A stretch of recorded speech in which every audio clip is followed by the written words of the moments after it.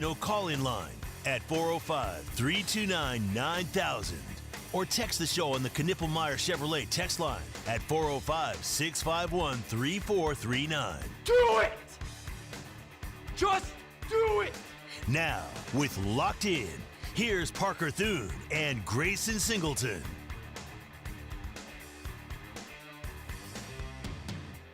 I don't even know whether I'm mentally and emotionally prepared to launch into our subject matter for today. Oh, man. I'm still just in shock over the events of the last half hour.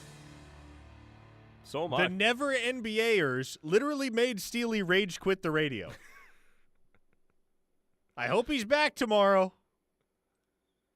If not, it's y'all's fault. All you never NBAers on the Knippelmeyer Chevrolet text line. What an eventful last half hour it has been. That was. I have my thoughts. Were you able to bear witness to all of that in real time? Yeah, I heard it. Look, and I won't take long with this. I don't think he's wrong necessarily. But if there's one thing I've learned coming up through the media and coming up through college in the last half decade, it's that overtly calling people racist is usually not a very good form of communication. Now, that said, I think the genesis of the hatred toward the NBA has to do with racial undertones, especially when you realize it started in 2020. And we all remember what happened in June of 2020 and what the NBA players did about it. I think that's the genesis of the NBA hatred. It's the genesis of the spike. Fair enough. It's the genesis of the spike. Sunico Wetzel on the text line said, Steely pulled an Eric Cartman and said, screw you guys, I'm going home. Oh, I love South Park. Oh, my goodness. I think there's a nuanced way to break down why people hate the NBA. I mean, if you think about it, I think it's along the same lines of why people hate LeBron James. There's no real basketball reason to hate LeBron James, if you really, really look at it. There's a very, very direct reason why people do not like LeBron James. I'm not going to go into it because this isn't the show to do it. But if you put truth serum to people, you could probably get to the cause of it. But I do think it's a more nuanced discussion than what we had the last half hour. Locked In, folks, is brought to you today and every day by Dorsey Jones Buick GMC in El Reno. Family-owned and operated, outstanding service advisors out there, low-pressure sales environment. Of course, they sell Buicks and GMCs, some of the best trucks and SUVs on the road. Half-price oil changes on Saturdays as well. That is a deal worth taking advantage of. You know what pisses me off? Go for it. The wind. God almighty. I am tired of the wind. I'm here with you on that one. I know it's Oklahoma and it's windy, but my goodness, man. Lying in bed trying to go to sleep the last couple of nights, and it's legit howling outside.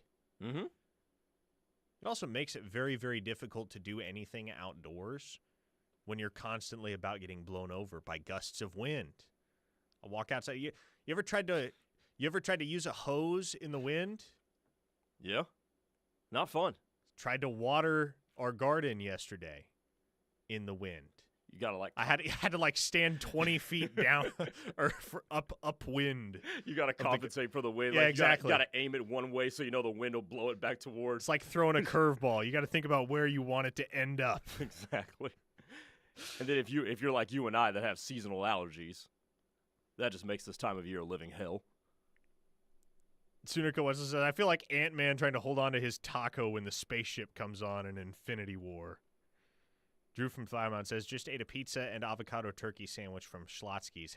# stuffed. Good for you, Drew. Did you say, a pizza and avocado? Oh, okay. I thought you said some a avocado. Pizza over here and an avocado turkey sandwich over here. Yeah, Two separate things. I thought this was in some way put together, and I had a lot of questions. Hey, we're going to do a lot of radio together these next couple days. Yeah, we are. We have The Rush tomorrow and Friday, which obviously we'll spend a great deal of time, I have no doubt, talking about the NCAA tournament because Thursday and Friday are your round of 64 days in the NCAA tournament. But Grayson and I are going to have 4 hours of radio apiece the next 2 days. Thursday and Friday, we are on air as per usual from 2 to 3 p.m. here on Locked In. And then we're going to be in the seats that Teddy and Tyler, traditionally occupy for the Rush from 3 to 6 as well, which will be fantastic because I get to bump in and out of segments with actual music. I was just thinking the exact same thing, and I was going to save that for tomorrow. But since you brought it up, yes, we will get to use actual music. Thank the Lord for that. Do you have – here's what I'm curious about. Go for it. Do you have a specific song, like when you get in the car, depending on the type of day it is, a specific song that you put on first from your playlist? I have one that's most recent. It changes month to month, maybe every couple months. I've got one right now. What song is that? Cry For Me by The Weeknd. Oh, okay. It sounds emo. Is it emo? Have you listened to The Weeknd before? No. The Weeknd is nowhere close to emo. This song is called Cry For Me. Listen, And I watched the halftime show the year Tampa Bay won the Super Bowl. I'm familiar with The Weeknd's game. The Weeknd is not emo. Like, that's like some pop that's inspired. I'm not talking about like the genre emo. I'm talking about like the overall vibe. Oh, of the song. no.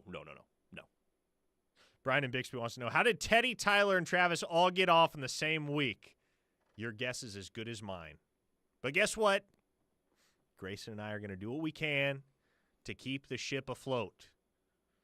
Teddy, Tyler, and Travis all are off in the same week, and who knows what will happen with Steely. Hopefully he comes back tomorrow. Steely, please come back to the office tomorrow.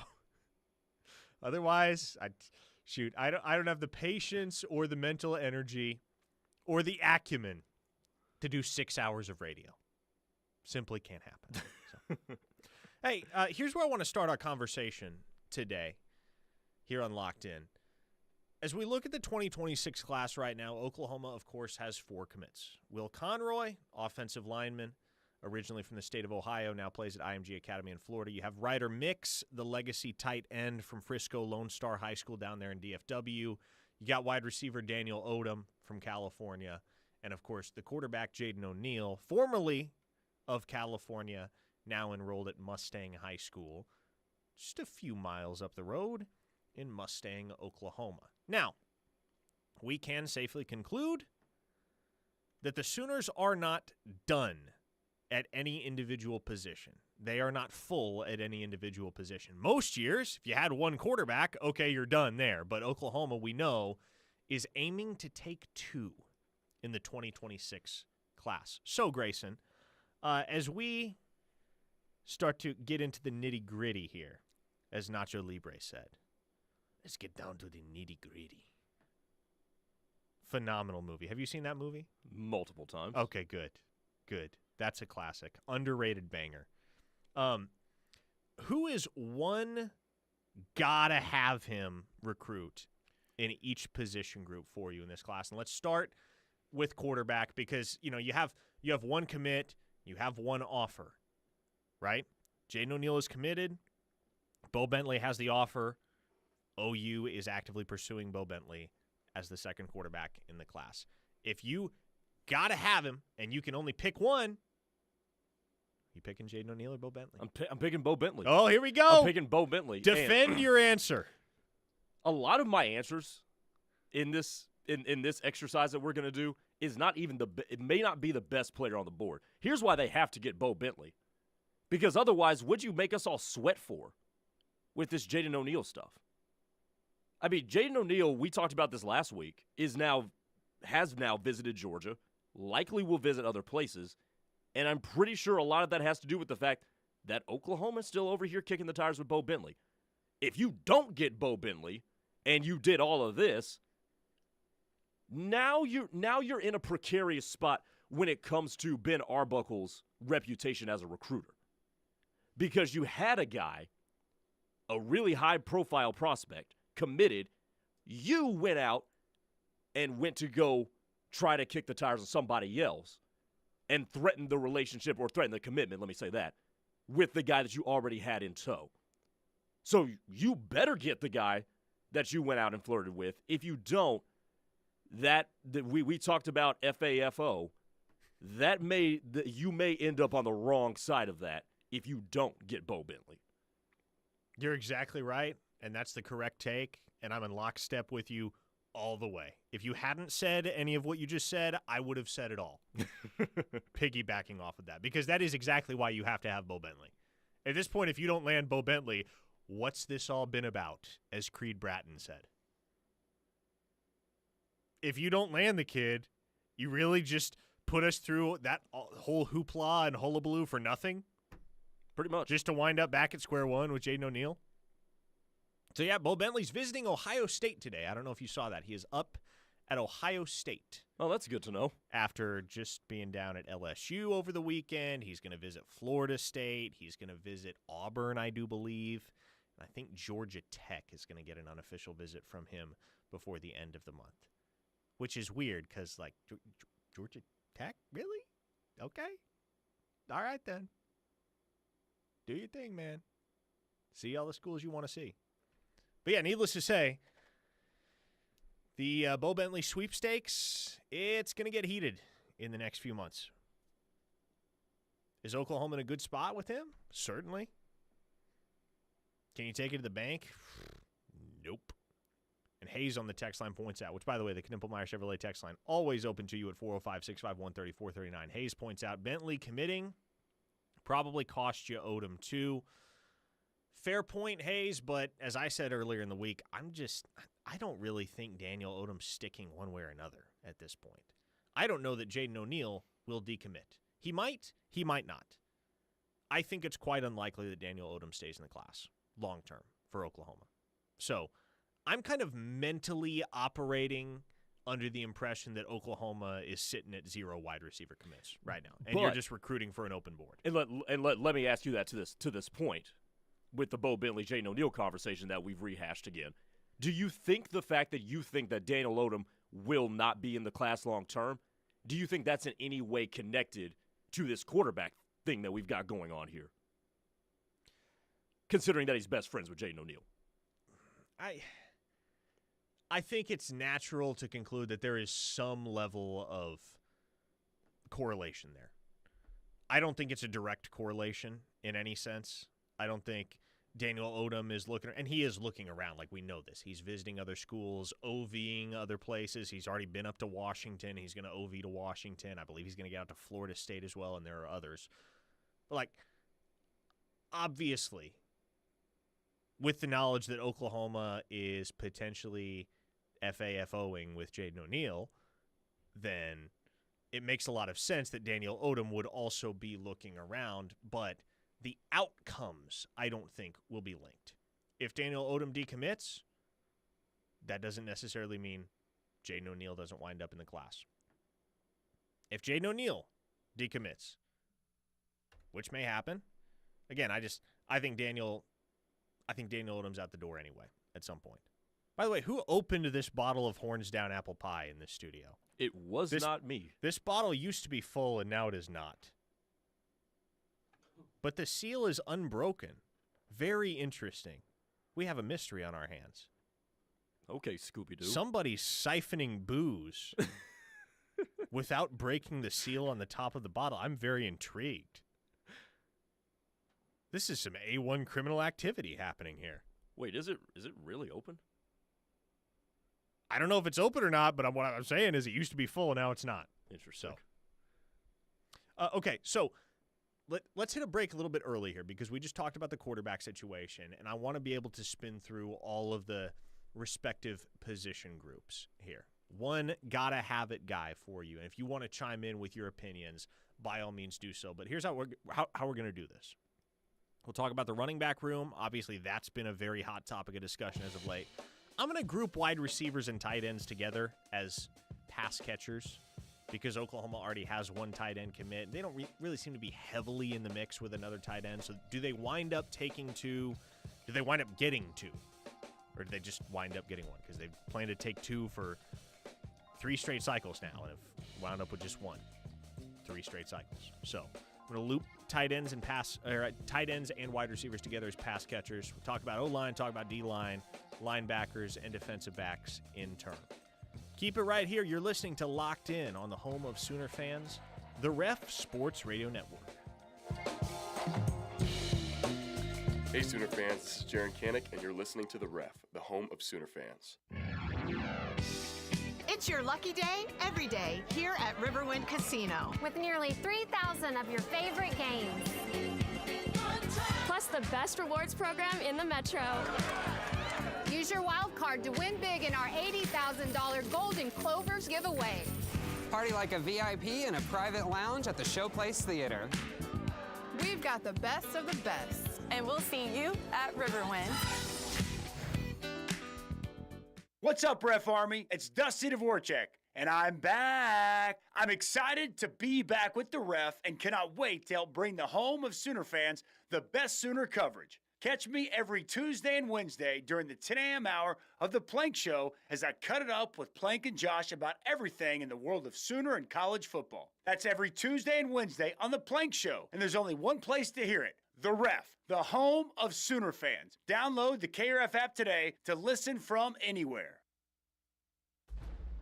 Insurance companies aren't in the business of saving you money. They're in the business of taking your money. Hi, this is Will Gosney with Yala Gosney Attorneys at Law.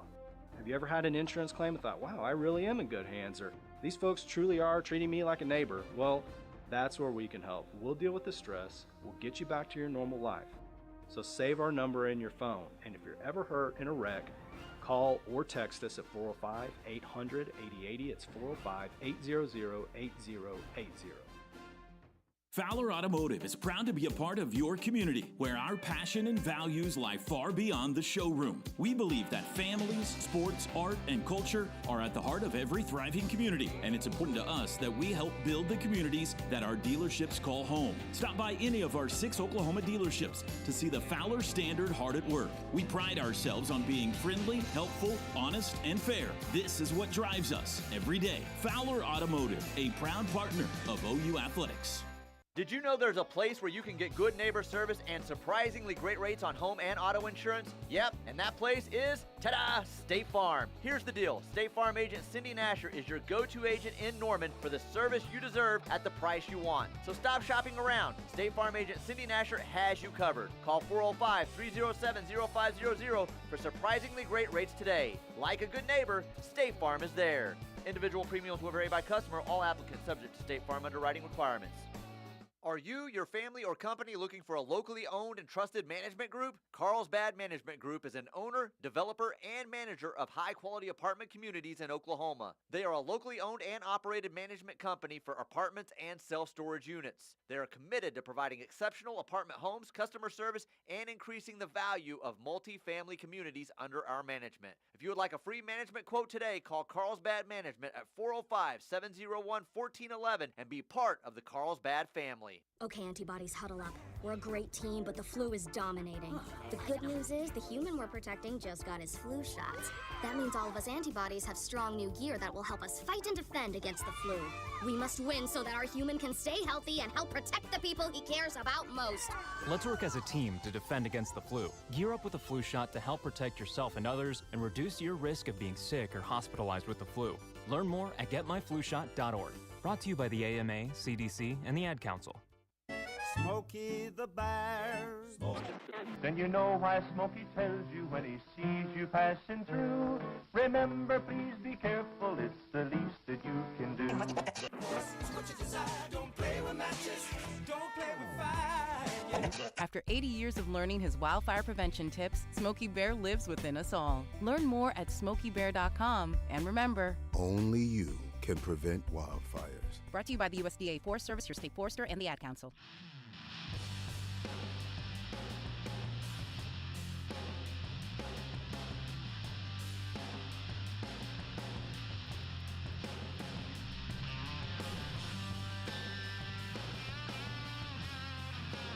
Oh, man, I forgot Keith Olbermann used to anchor Sports Center once upon a time. I miss Keith Olbermann, I'm not going to lie. I only remember him as, very briefly, the host of Football Night in America on NBC, which is what I grew up watching. These days, he's in the loony bin. He's gone off the rails a little bit, but yeah, that was some good TV for a while. Him and Dan Patrick on NBC. Hey, if you haven't been following this saga, and it has been a saga for the last several months, remember Micah Hudson, 5-star wide receiver in the 2024 class, who signed with Texas Tech. Yeah. And he signed with Texas Tech. I don't think it was any secret because there was a lot of money dished out to him. A lot of money. And so he goes to Texas Tech on this enormous NIL deal for his freshman year. Then, not surprisingly, as it seems a lot of these guys that have taken big NIL offerings to go play at lesser programs have done, he's in the transfer portal at the end of his freshman season. It's not the same thing with Williams Nwaneri at Missouri, right? But it happens with Micah Hudson. He's in the transfer portal at the end of his freshman season. Very quickly thereafter announces that he's going to Texas A&M. And so he signs with Texas A&M. I don't know if he never enrolled or never officially started working out with the program or what, but Micah Hudson has been lost to the universe for the last 3 months. Nobody has had any clue what's been going on with that kid. He's been off the radar. He has not been operating with the program at Texas A&M, not going through off-season workouts, not going through spring ball, none of the above. And it's been a very prominent topic of discussion on message boards that are pertinent to both Texas Tech and Texas A&M. What is going on with Micah Hudson? Is he going to keep playing football? Is he going to hit the transfer portal again? What does the future hold for this kid, and why aren't we hearing anything from him? Well, some clarity as of today. Mike Elko, of course, the head ball coach down at Texas A&M, confirmed to reporters that Hudson is no longer with the program, if he ever was in the first place. And Pete Nakos of On3 reported that he will re-enter the transfer portal with a return to Texas Tech very much in play.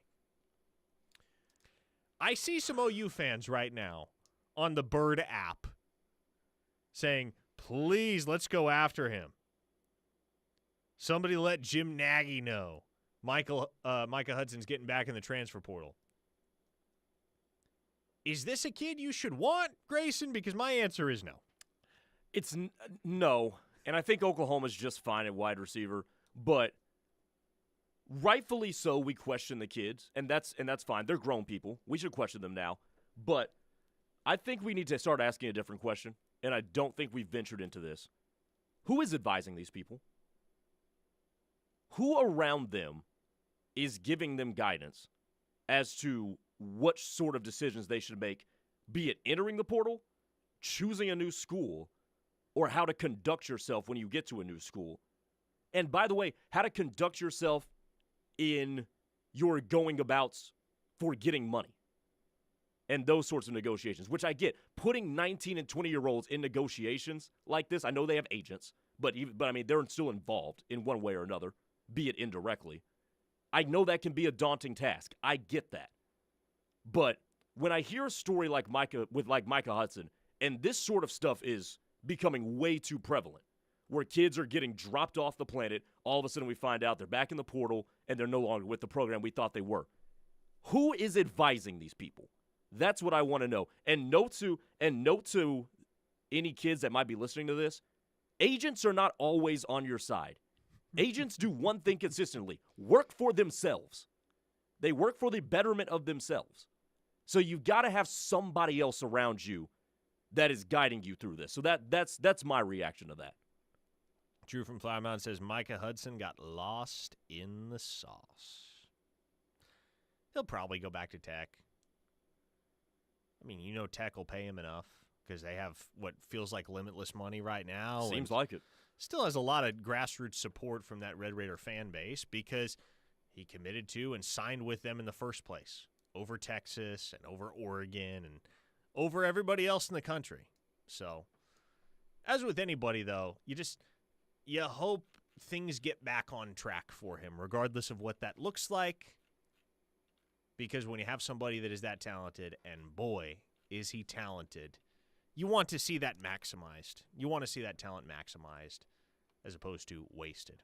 Okay, Grayson, as we continue to look through Oklahoma's recruiting board, at the running back position, is it as simple as, well, Rylan Morris is kind of your gotta-have-it guy now that It seems apparent Jonathan Hatton and Caden Jones are not going to be Sooners. You and I are 2 for 2, man. Look at that. Rylan Morris is my gotta-have-it guy because of exactly what you just said. I have nothing more to add to that. If you fail to flip Rylan Morris to Oklahoma, what are you doing? What the hell are you going to do next? Odds are Jonathan Hatton's an Aggie on Saturday. Oklahoma's going to keep recruiting him. I've said that. And, there's still runway to cover up until Saturday in that recruitment. It wouldn't totally shock me if this thing turned again and OU reemerged as the leader in the clubhouse. But right now, it's trending to A&M. Oklahoma's going to keep recruiting him in the long run, even if he does commit to Texas A&M this weekend. But if he does commit to Texas A&M this weekend, Texas A&M historically is not one of those schools where you've had a ton of success flipping guys from. So, you do not operate under the assumption that he will flip. Keep this also in mind. Texas A&M also doesn't have a very good track record of retention either. That is true. But they generally get the guys on campus first. So that's fair. Maybe Hatton's a Sooner in 2027 or 2028, but A&M, they do have if we're talking retention in terms of signing guys, they do pretty well. If we're talking retention in terms of keeping guys on the roster long term, that's what I was talking about. They do not do very well in that realm. But you're 100% correct. If Oklahoma doesn't get Rylan Morris, if they don't succeed in flipping the 4-star Baylor commit out of Honey Grove, Texas, it's not at all clear where you turn from there. Assuming Hatton is an Aggie, and assuming Caden Jones is, I don't know, an Oklahoma State Cowboy, Kansas Jayhawk, a Louisville Cardinal, whatever the outcome is, doesn't feel like it's going to be Oklahoma when he commits a week from today.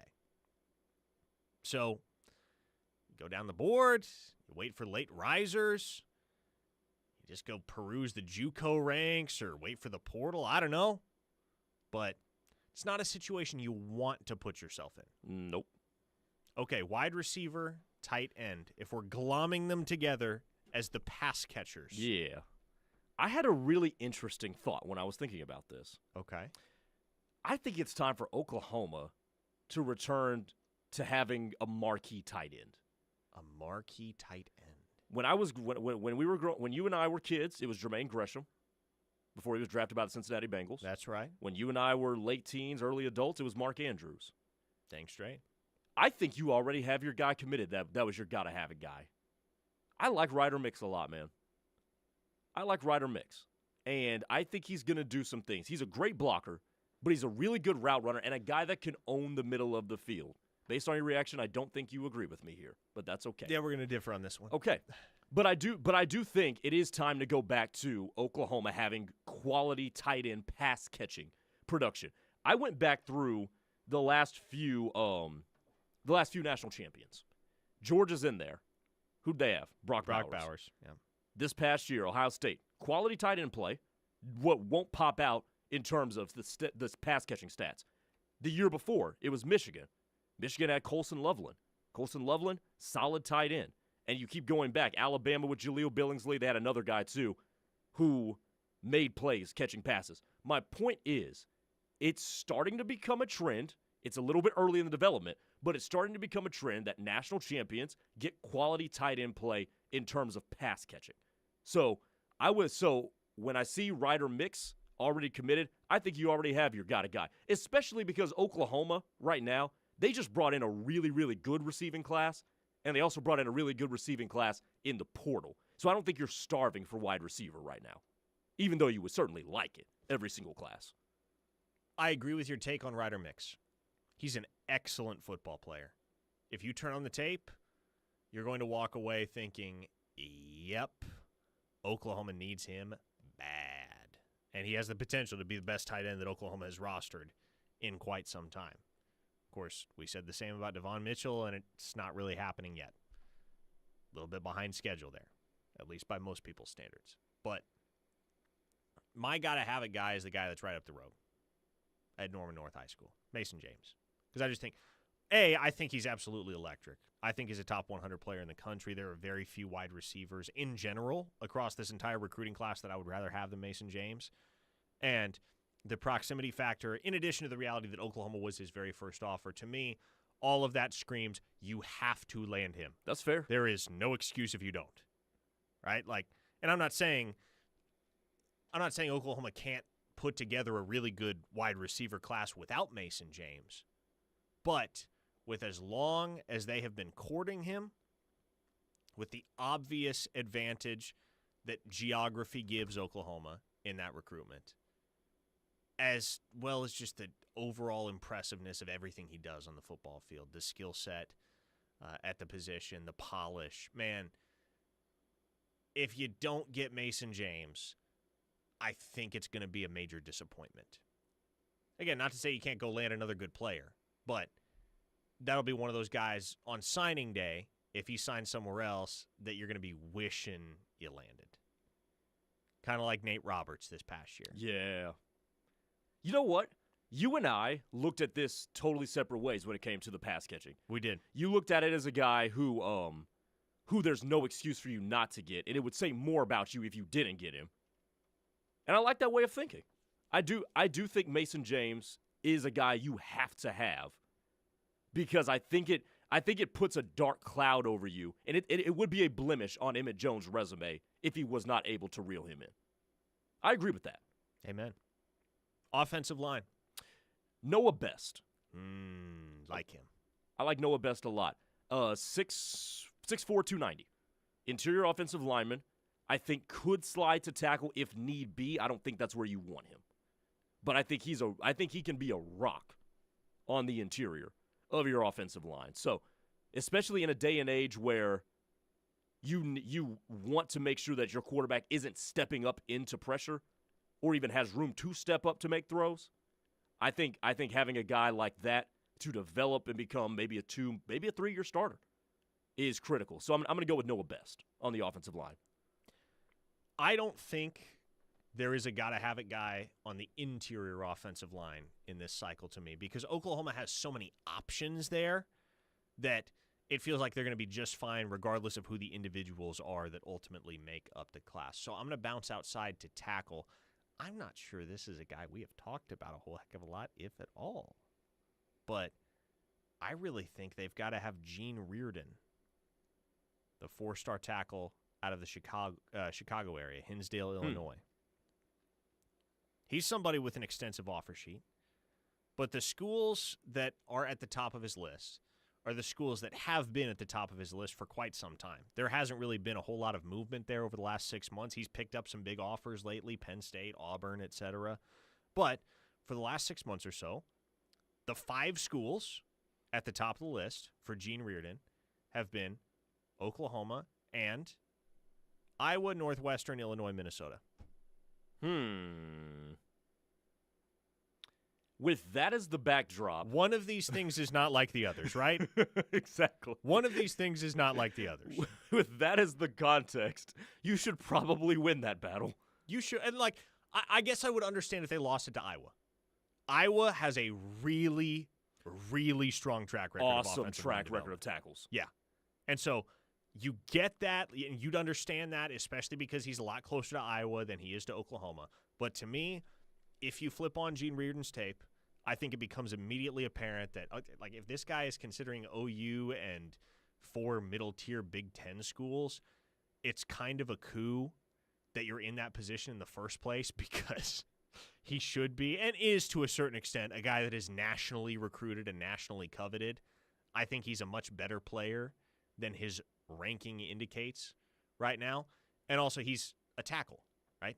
6'5", in the neighborhood of 285, 290 pounds, and he projects to right tackle. One of those guys kind of like Ryan Foje in the sense that you watch him on tape, and he plays right tackle for one thing, but you just look at the body type and all of the physical tools that are there, and you think, okay, like that's a right tackle, but if he slid inside to guard, he could have a really, really successful collegiate career there as well. So because of the position versatility as well as the competition, or lack thereof in a top-tier sense, I think Oklahoma's really, really got to have Gene Reardon. They just got him on campus a couple weeks ago for the Future Freaks recruiting event. He's going to OV. He does not have dates set yet. But he's looking to lock one in for the Champion Barbecue. If Oklahoma gets the last crack at that kid, I feel great about the Sooners' chances to lock it down. To my recollection, the last offensive lineman that they went toe-to-toe with Iowa for was Logan Howland. They got that one done. Okay. It was a little sticky, but they got that one done. Let me ask you this, because this came up in my Twitter history, and I rewatched his highlights. What's going on with Carter Scruggs? Oklahoma still in play there? They are, and he's taking a multi-day unofficial visit later this spring. Very tail end of spring ball. I believe he's going to be in town April 10th through the 12th, if I'm not mistaken. So he's going to see their final practice, and he's going to be around for the Crimson Combine. I don't know if there's going to be much to see. I don't know that any of us know really what to expect at the Crimson Combine. But he's going to be in for a multi-day unofficial visit. The interesting thing to me is going to be, where does OU fit on his OV schedule? Right. And can they make it work given his current OV schedule? Because I believe it is Clemson that he is currently scheduled to attend the weekend of the Champion Barbecue, June 20th through the 22nd. And I think that June 6th through the 8th weekend is when he's occupied on his OV slate as well. Michigan? Could be. Offhand, I don't recall. But can they work it out such that they lock in an OV date that's suitable for the program and for him? That's my only concern with Carter Scruggs. You get an OV, you got a shot. I wouldn't call OU the outright leader, but they're definitely top 3, in my opinion. And if you're top 3 and there is no clear leader, and I don't think there is for Carter Scruggs, yeah, you got more than a shot going into OV season. It's just a matter of dialing in that OV and making sure it works for both parties. Okay, we'll hit some of your texts on the Knippelmeyer Chevrolet text line on the other side at 405-651-3439, and then discuss our 3 gotta have it guys on the defensive side of the ball. 1 on the defensive line, 1 at linebacker, 1 in the secondary. Come on back with us. You're listening to Locked In here on the Ref, the home of Sooner fans. Stay here. Bleed Crimson? Love great Sooner talk? Join the Ref Army by downloading our free app. Toby and TJ, Plank and Josh, Steelman and Thune, and Teddy and Tyler. We have the Sooner experts. The Ref is home to Sooner fans worldwide. Mike Steely here for Lasher Home Comfort Systems, your trusted home comfort experts in the Oklahoma City metro area. Tim Lasher and his team have more than 130 years of combined experience. They recognize a significant number of homeowners live with inadequate home comfort systems. They specialize in diagnosing your home system issues while providing more efficiency and reducing your utility costs. As an authorized dealer of American Standard, Tim can service your residence or business. Call Tim and his team at 405-579-3113. Lasher Home Comfort Systems. That twinge in your knee isn't going to wait until Monday, and neither do we. At Orthostat, we've expanded, so you get better hours, better facilities, and the same great care. Open 8 a.m. to 8 p.m., 7 days a week. Whether it's sprains, strains, fractures, or joint pain, from knuckles to knees and every joint in between, our same-day, affordable care gets you back to life faster. Visit OuchOrthostat.com to learn more. Come shop Eskridge Honda's full inventory at our beautiful new location. Right now, get 0% for a full 72 months on select Honda SUVs in stock. And for every vehicle purchased in March, we'll donate $100 to Toby Keith's OK Kids Corral. That's 0% interest and a great cause. Now conveniently located at 89th and I-35 or online at eskridgehonda.com. 0% for 72 months on 2024 Honda Prologue EX 2-wheel drive through AHF ends 4/125. When you're high, you feel different. You think different, you talk different, you draw different, you listen to music different, but you probably knew that. Problem is, you also drive different, and not in a good way. That's why driving high is illegal everywhere. So if you're high, just don't drive. Make a plan to get a sober ride. Because if you feel different, you drive different. Brought to you by NHTSA and the Ad Council.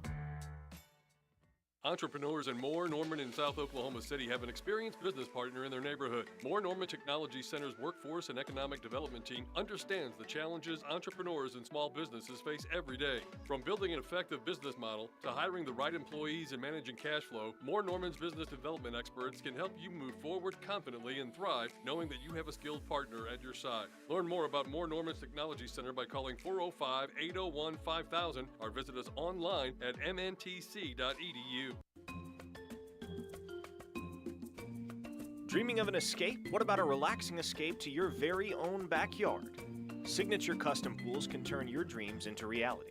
Signature Custom Pools creates distinctive designs to fit your perfect getaway. Call Signature Custom Pools for your free design consultation at 405-898-9098 or visit them online at signaturecustompools.com and turn your backyard into your dream escape.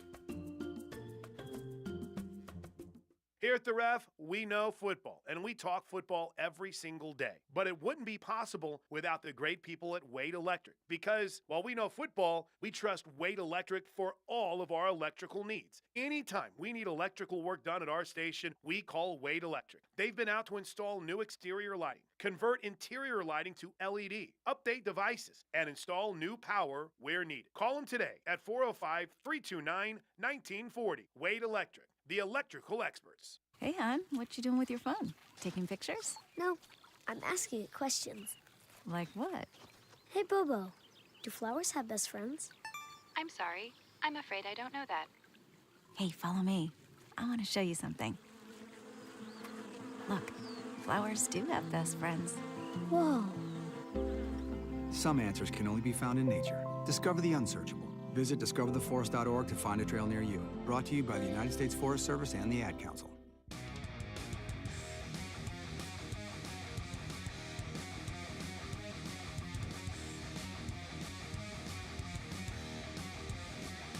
Man, I rolled into the studio today so prepared to give so much love and praise to Will Wade. Not sure I want to do that anymore. Because up until this point, Mr. Singleton, Will Wade had put on an absolute masterclass as far as handling the noise when you were a coach whose name is getting mentioned for jobs elsewhere. Did he mess that up? He messed that up. I'll tell you why. Oh, no. In just a moment. So, to set the scene, obviously last week after they won the Southland Conference tournament at McNeese, Will Wade got asked about his intentions in the future, obviously. And he said, look, I told the athletic director I'd be here 2 years at minimum. I said, I'll give you 2 years at the very least. He said, I never talked to any other institutions about their vacancy after last year, my first at McNeese. Kept my word. He said, it's obviously been 2 years. We'll see what happens. Right? Very transparent, very honest. That's how you do it. Then in his press conference, I guess this morning, he was asked straight up, have you talked to North Carolina State about their head coaching vacancy? And he just said yes.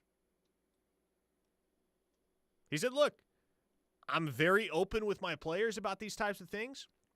They're very open with me about the offers they're fielding to enter the transfer portal and go play elsewhere. We have an environment, we have a culture where we talk candidly about these things.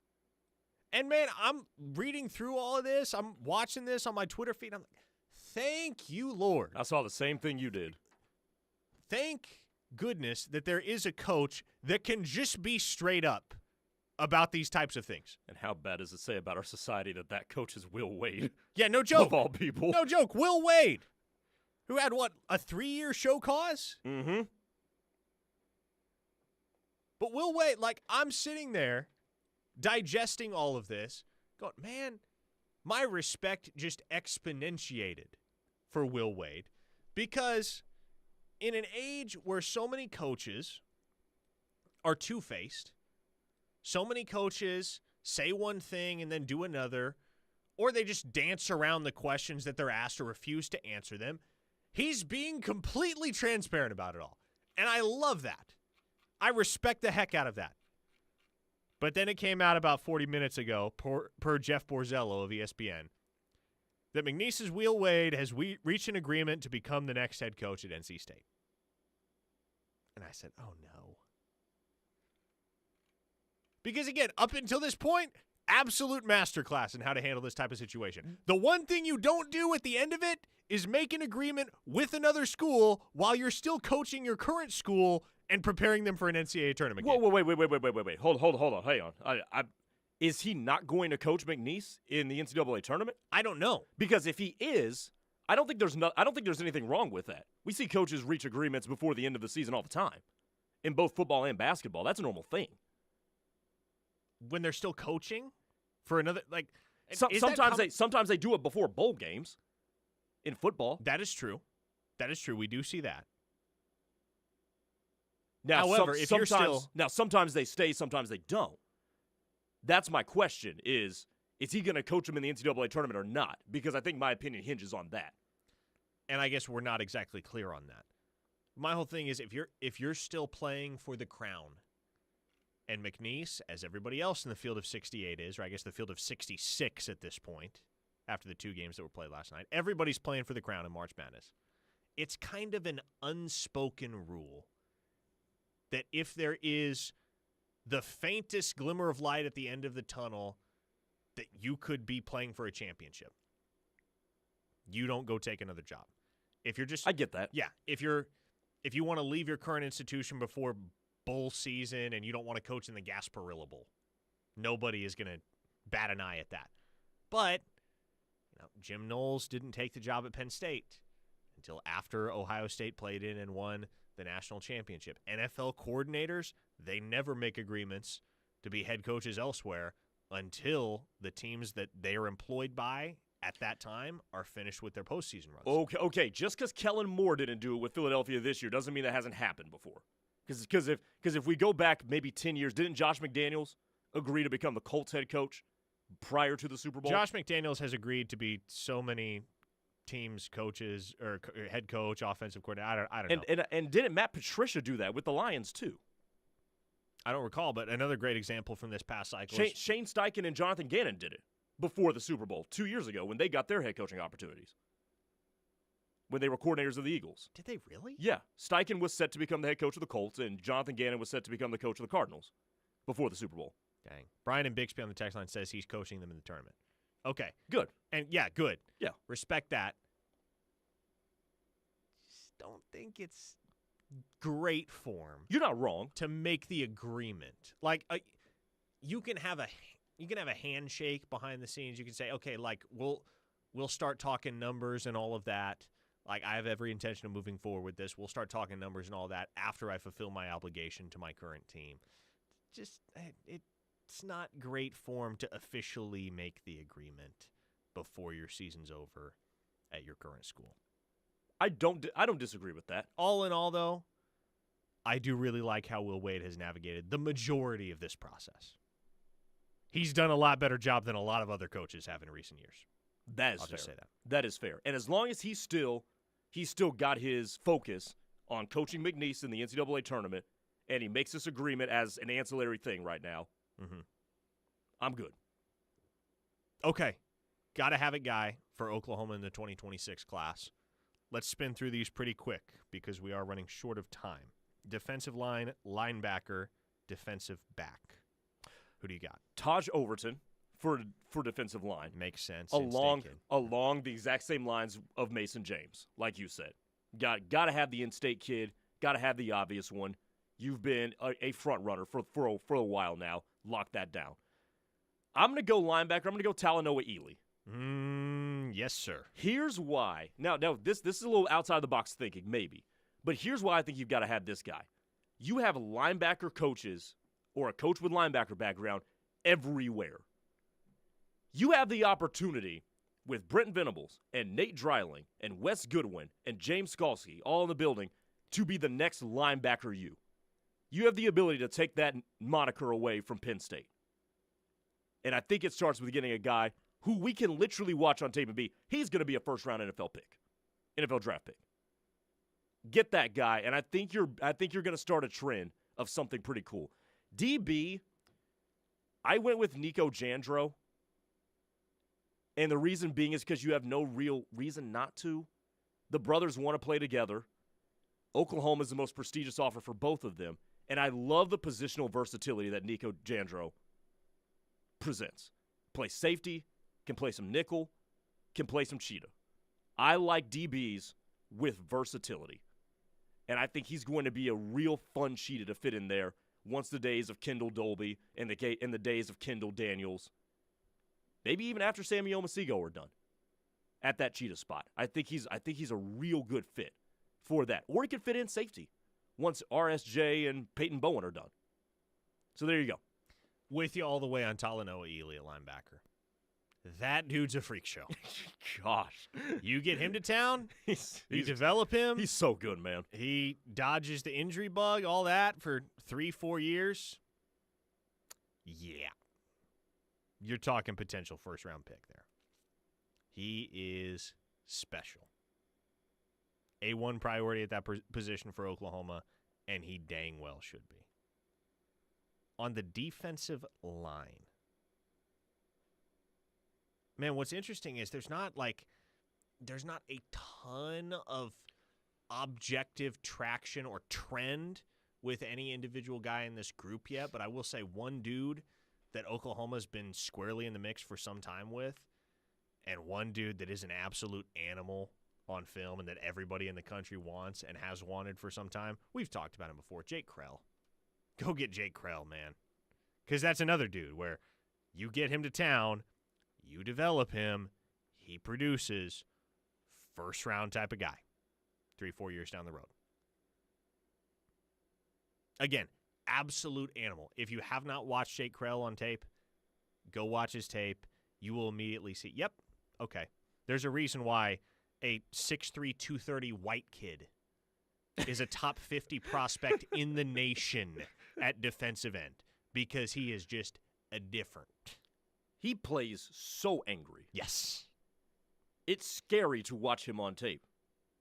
It is so much fun. It is fun. So much fun. Oklahoma's going to get him on campus for an OV at the Champ U barbecue, and he'll be on campus for an unofficial before the end of the spring practice period. They got a shot there. Defensive back.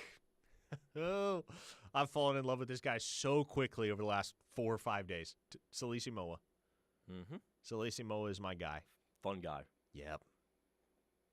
Just phenomenal all-around athlete that I think, like, these are the types of guys, you know, you give Brandon Hall an elite athlete, he's going to make him an elite safety. Because think about all of the guys that have played well for Oklahoma at that safety spot under Brent Venables while Brandon Hall has been on staff. Billy Bowman, he was just an athlete. Mm-hmm. That's all he was till Brandon Hall got his hands on him. Peyton Bowen, he was a little bit more polished as a safety, but kind of similar, right? He was just an outstanding overall athlete in high school that once he got to working with Brandon Hall, you started to see those flashes of insane potential that he possesses as a true freshman. And sophomore year was what it was. He was hurt, and that's fine. He'll have a chance to shake back as a junior. Robert Spears-Jennings, same thing, right? There were many that had legit questions as to whether Robert Spears-Jennings could play defensive back at the next level. In fact, I want to say Oklahoma was one of only a couple of schools that offered him on the defensive side of the ball. Everybody else wanted him to play wide receiver. He gets to town. You see what has happened under the tutelage of Brandon Hall. And so I just think with what Hall has done in the time he's been at Oklahoma, with outstanding athletic specimens at the safety spot, if you give him Salesi Moa as a canvas to work with, he can absolutely be the next all-conference, all-American type safety at the University of Oklahoma. Great text to close us out. And it's off topic, but harkens back to the Will Wade discussion from earlier this segment. Percent chance that Moser is asked about the Nova opening during a presser this week. 90%. Oh, he better be. He better be. Jesse Crittenden, if you're listening, ask Porter Moser about Villanova. Dang it. I mean, he was asked pretty candidly about DePaul last year. He was asked pretty candidly about Notre Dame the year before that. or to address those questions head on. There's a lot of smoke right now surrounding Villanova, more and more as the days go by. So very intrigued to see how he addresses this particular situation here in 2025. Because, I mean, let's call a spade here. Villanova, it's a way better basketball brand than either DePaul or Notre Dame. This one's a little bit different. All right, folks. We'll be back tomorrow, same time, same place, here for another installment of Locked In. Coming up next, Tyler McComas and Teddy Lehman take over. Well, it's Tyler McComas and somebody else. Teddy's on vacation. I think it's Travis. Tyler McComas and Travis Davidson, whom I believe is still in Hawaii, take over next with The Rush on